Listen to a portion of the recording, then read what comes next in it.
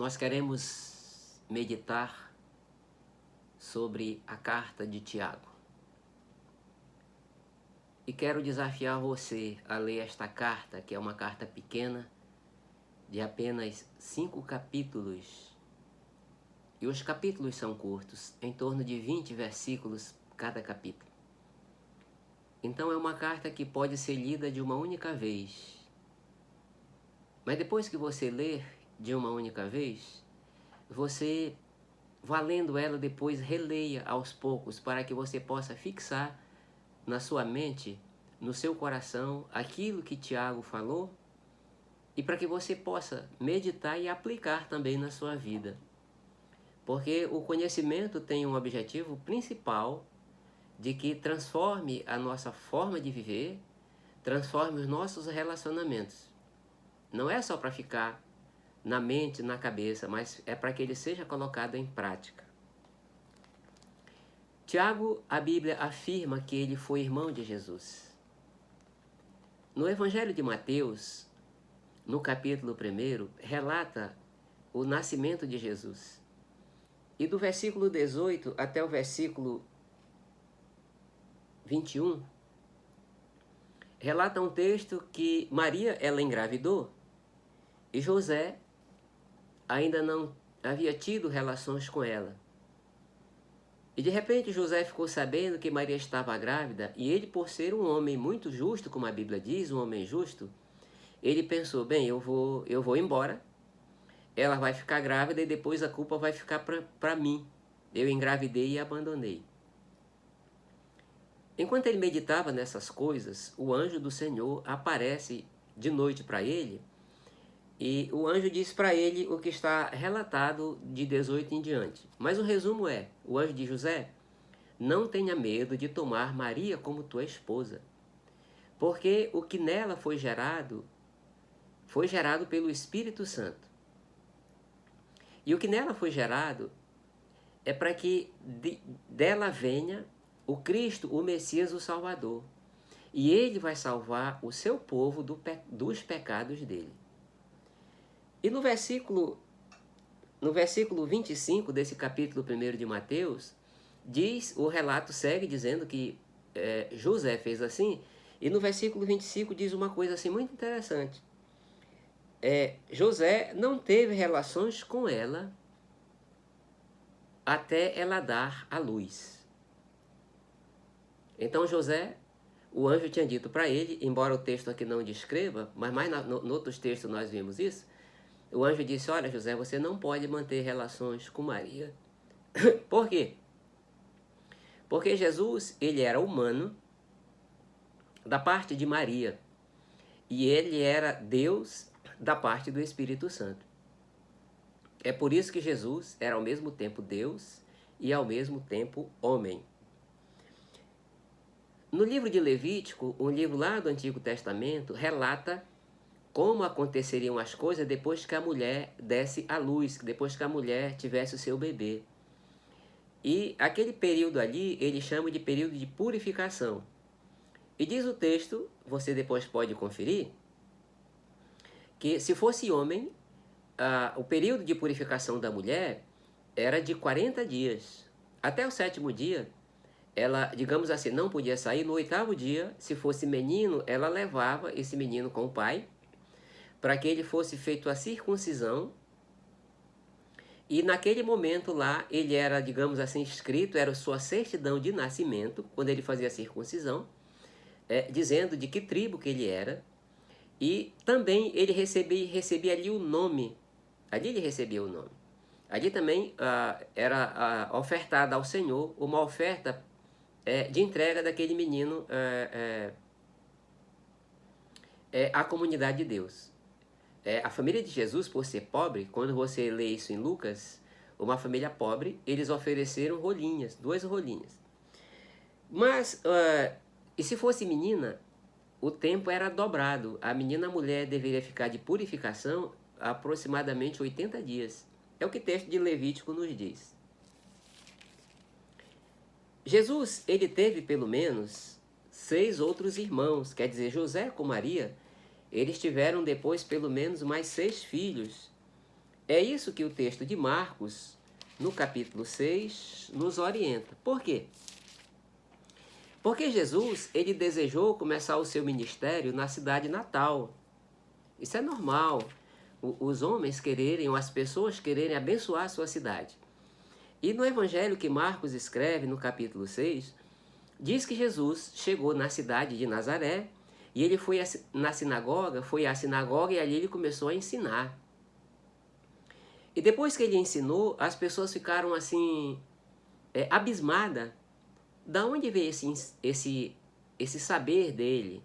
Ele até pouco tempo ele trabalhava na carpintaria, o seu pai era carpinteiro. E no versículo 3 diz o seguinte: não é este o filho do carpinteiro, filho de Maria, e irmão de Tiago, José, Judas e Simão? Então veja, pelo menos 4 irmãos, ou meio-irmãos, filhos de Maria com José. Não estão aqui conosco as suas irmãs? Se eles falam, o Marcos fala as suas irmãs, pelo menos 2 irmãs, Jesus também teve. Acontece que os judeus, eles rejeitaram os ensinos de Jesus. E dentro da sua própria família, Jesus não foi, digamos assim, recebido como esse herói que deveria ser. E quando chega a João descreve isso no capítulo 7, no comecinho do livro de Marcos também ele fala sobre isso. Mas eu quero pegar esse texto de João, que chegou às festas dos tabernáculos, que eram as festas das cabanas, e os irmãos de Jesus, de certa forma, já estavam incomodados com a sua presença em casa. Então chegou a Páscoa, a festa dos tabernáculos, e era uma festa que os judeus iam para Jerusalém. Então os irmãos ficam perguntando assim para Jesus: por que tu não vai para Jerusalém? Tu não é uma celebridade? Uma celebridade não deve estar se escondendo aqui, nessa pequena aldeia que nós vivemos. Mas no versículo 5 diz o motivo disso tudo: pois nem os seus irmãos criam nele.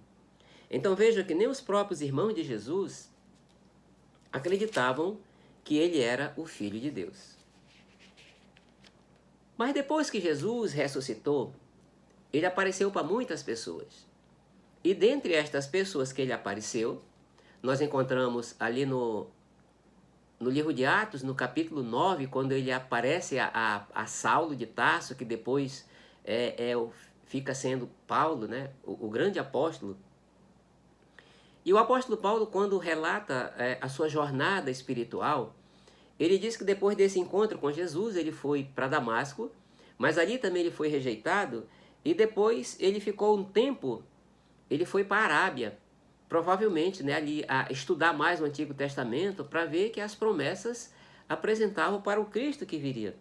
E no versículo 18 e 19 ele diz o seguinte, né, ele falando da sua jornada espiritual, ele diz assim: depois de 3 anos, subi a Jerusalém para conhecer Pedro pessoalmente, e estive com ele 15 dias. Não vi nenhum dos outros apóstolos, a não ser Tiago, irmão do Senhor. O apóstolo Paulo, diferente de muita gente que tem uma falsa intimidade com Deus, que chama Jesus de você e Deus de você, o apóstolo Paulo nunca chamou Deus de você e nem Jesus de você, mas ele se trata Jesus sempre ao Senhor. E é muito comum ele chamar de o Senhor Jesus ou nosso Senhor Jesus. Então Paulo aqui está dizendo, olha, quando eu fui em Jerusalém, eu não conheci nenhum dos outros apóstolos, mas fui conhecer Pedro pessoalmente e conhecer Tiago, irmão do Senhor. Quando o apóstolo Paulo descreve o seu encontro com Jesus na carta aos 1 Coríntios, no capítulo 15, o apóstolo Paulo também fala desse encontro que Jesus aparece a Tiago. Então, Tiago ele se converteu depois que ele teve o encontro com Jesus. Por quê? Porque ele, assim como seus irmãos, ele também rejeitava o ensino de Jesus. Mas depois da ressurreição, nesse encontro que a Bíblia não descreve em detalhes, mas é citado esses encontros de Jesus com o seu irmão Tiago, o irmão mais velho, né, fora Jesus.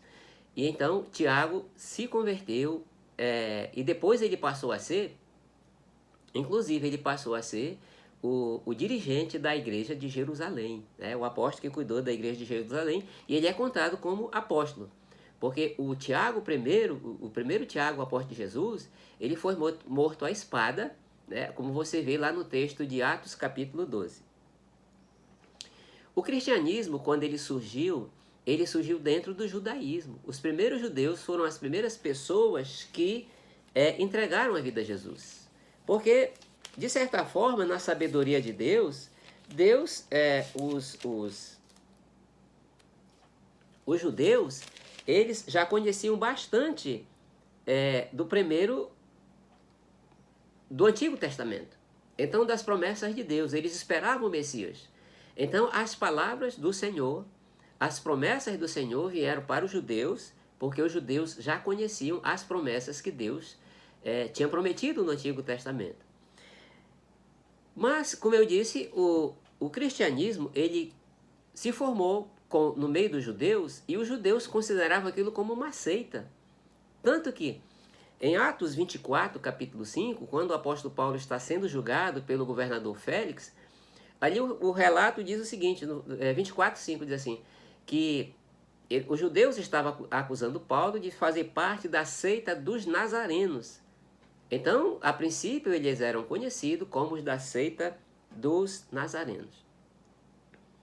Quando o evangelho chegou a Roma, a capital do grande império, nós encontramos um texto bastante interessante no livro de Atos, no capítulo 18, porque quando o cristianismo ali chegou, a perseguição contra os cristãos também continuou. E é provável que os judeus, a liderança judaica, a todo momento ia lá com o imperador, ou pelo menos com seus auxiliares, dizendo que era para eliminar os cristãos, acabar com aquela seita. Ao ponto de o imperador, César está descrito aqui em Atos 18, que o imperador perdeu a paciência e expulsou todo mundo de Roma. É o que o livro de Atos relata, que quando Paulo chegou na cidade de Corinto, uma grande cidade, importante cidade do Império Romano, né? Uma cidade de certa forma grega, mas os romanos dominavam toda aquela região. Então diz o seguinte, depois que Paulo saiu de Atenas, foi para Corinto. Ali encontrou um judeu chamado Áquila, natural do Ponto, que havia chegado recentemente da Itália, com Priscila, sua mulher, pois Cláudio havia ordenado que todos os judeus saíssem de Roma. Ou seja, aquela perseguição aos cristãos e, de certa forma, aquela animosidade ou aqueles fuxicos que a liderança judaica levava para o imperador, aquilo encheu a paciência dele. Disse, olha, é o seguinte, vai todo mundo embora. É por isso então que Áquila e Priscila vão para Corinto. Qual é o objetivo da carta que Tiago escreve, ou para quem que ele escreve? Tiago, ele escreve então para estas pessoas que estavam dispersas. Dispersão estavam dispersas. No Império Romano, nós encontramos comunidades judaicas por todos os locais. E o grande conquistador Marcos Polo, quando ele chega na Índia, ele relata que ali na Índia ele encontrou uma comunidade judaica. Então, os judeus, eles encontravam em todos os locais. E você que conhece o Amazonas, nós temos judeus espalhados por todas as regiões aqui do nosso grande estado. E muitos aqui, e feito um trabalho muito relevante aqui na nossa cidade de Manaus. Mas Tiago escreve para esses irmãos que estão dispersos, ele diz o seguinte, Tiago, servo de Deus e do Senhor Jesus Cristo, as 12 tribos dispersas entre as nações. Quando ele se refere a 12 tribos, ele se refere aos judeus de todas as tribos, quer dizer, todos os judeus em todos os lugares. Os judeus então estavam dispersos, principalmente pela perseguição. E o apóstolo Tiago, ele tem um objetivo principal nesta sua pequena carta, mas que bela carta é esta? É confortar, consolar e estimular aos irmãos para que eles vejam isso como um tempo de provação. E o apóstolo Tiago está dizendo assim, olha, tempo de provação é tempo de manter a fé firme. Tempo de provação também é um tempo de santificação. O que nós podemos entender aqui como santificação? Santificação é se chegar perto de Deus, porque Deus é santo. O grande pregador Moody, e escritor Moody, ele dizia que se você se aproximar da Bíblia, você vai ficar longe do pecado. Mas se você se afastar da Bíblia, você vai se para perto do pecado. Então a Bíblia, o ensinamento bíblico, ele nos leva para perto de Deus. E Tiago está dizendo aqui, olha, são tempos difíceis, tempo de perseguição, vocês perderam suas propriedades, vocês perderam seus empregos, mas também é um tempo de provação. E ele está dizendo para aqueles irmãos, olha, vocês têm que encarar as provações como um tempo de depender de Deus. Um tempo para que a fé de vocês ela seja purificada. Pedro também trata disso. A purificação da fé vem pela provação. Mas Tiago ele tem um assunto principal dessa sua carta. A carta de Tiago é uma carta prática. E quando ele fala da religião, ele diz assim, olha, se alguém quer ter uma religião boa, uma religião sadia, se você se considera um religioso, ele versículo 26 e 27 do capítulo 1. Ele começa dizendo assim, olha, a primeira coisa que tem que fazer é refrear a sua língua. E que coisa extraordinária, se nós cuidássemos da língua, de falar mal dos outros, certamente que a nossa religião era diferente. Mas ele diz uma coisa principal, que é o objetivo da religião. Ele diz assim, a religião que Deus, o nosso Pai, aceita como pura, imaculada, é esta: cuidar dos órfãos e das viúvas em suas dificuldades e não se deixar corromper pelo mundo. O sentido aqui principal que ele escreve disso é o seguinte, olha, essas pessoas vão chegar nas comunidades judaicas e hoje, para a nossa realidade, as pessoas vão chegar nas igrejas sem esperança, desesperançosas, machucadas, perderam emprego, perderam saúde, perderam parentes, perderam amigos, dessas dificuldades que nós estamos passando. Aí Tiago diz, olha, acolha essas pessoas, cuide de não falar mal dessas pessoas, acolha essas pessoas, acolha as viúvas, acolham os órfãos e mais, não se deixe contaminar pela perversidade, pela imoralidade do mundo. É impressionante como Deus colocou para a igreja acolher as pessoas. As viúvas e os órfãos no Antigo Testamento tinham um cuidado especial. E Deus coloca para nós, essa palavra é para todo aquele que se considera cristão. Se você se considera um cristão, você deve fazer uma religião prática. A religião prática é se purificar. Se purificar aqui, o sentido é como o Tiago diz, olha, não se deixar corromper.